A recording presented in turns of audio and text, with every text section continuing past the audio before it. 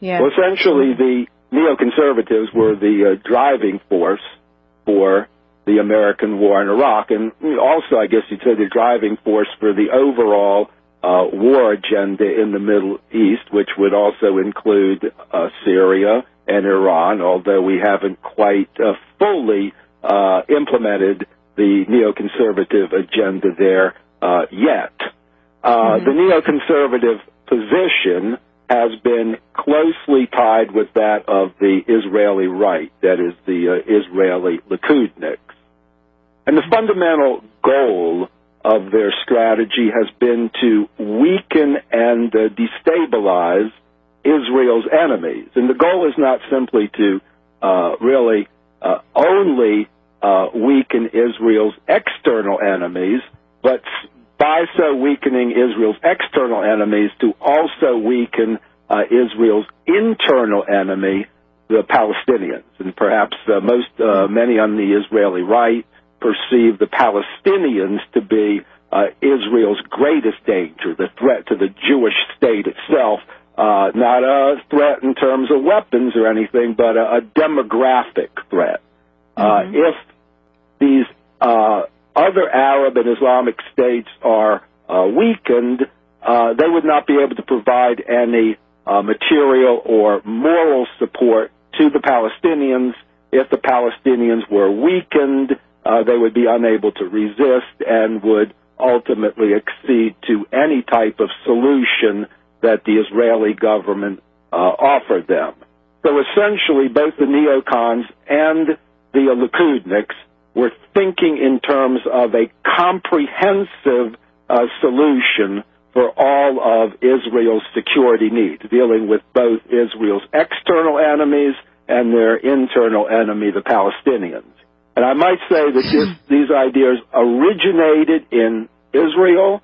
For example, in 1982, Oded Yinon put forth such ideas that Israel should use its military power to destabilize and fragment Israel's enemies. This was put forth, as I said, in 1982 during the Begin administration, when, of course, Begin did invade Lebanon, and perhaps that was, though it failed, some historians have contended there was a broader plan intended there to affect more of the Middle East to advance Israeli security. I might say that the late Israel Shahak translated Yinon's study and into English, and the name of the translation was the Zionist Plan for the Middle East.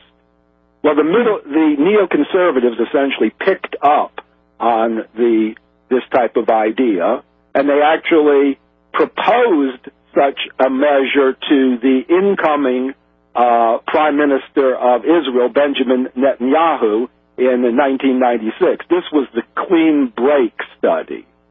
This also called for Israel to use military means to weaken its enemies. And some of the authors of this study were Richard Pearl, David Wormser, and Douglas Feith. And, of course, these people who were in 1996 advising the Israeli Prime Minister would be part of the Bush II administration and play significant roles in bringing about the war on Iraq. Just want to point out that in both Yinon and study and a clean break, there was an emphasis on attacking Iraq first, that Iraq was a key, let's say, a geostrategic location for Israel to destabilize all of its enemies in the Middle East. Now, after 1996, the neoconservatives started to emphasize that the threat wasn't simply to Israel, but it was a threat to the United States, that there was a terrorist threat from the Islamic and Arab countries and groups in the Middle East, that the United States had to do something about it. The fundamental threat, they emphasized, came from Saddam Hussein in Iraq. So the different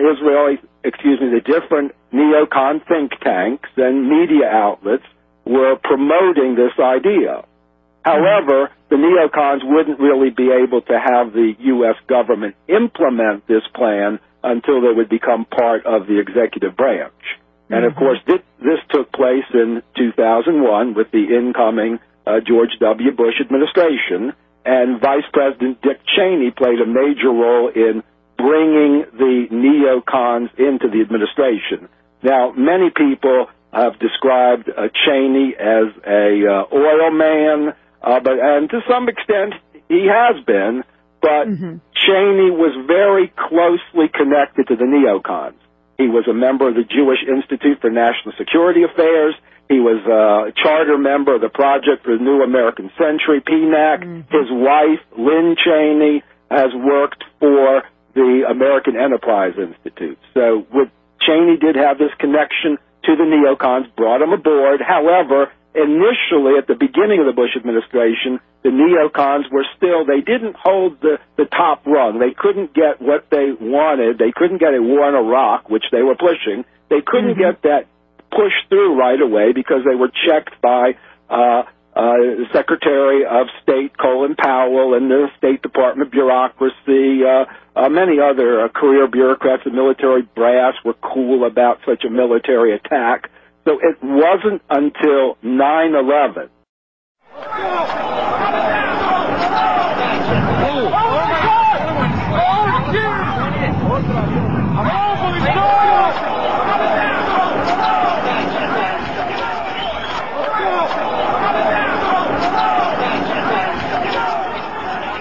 That sort of pushed up the neocon position, enabled them to gain dominance in the Bush administration.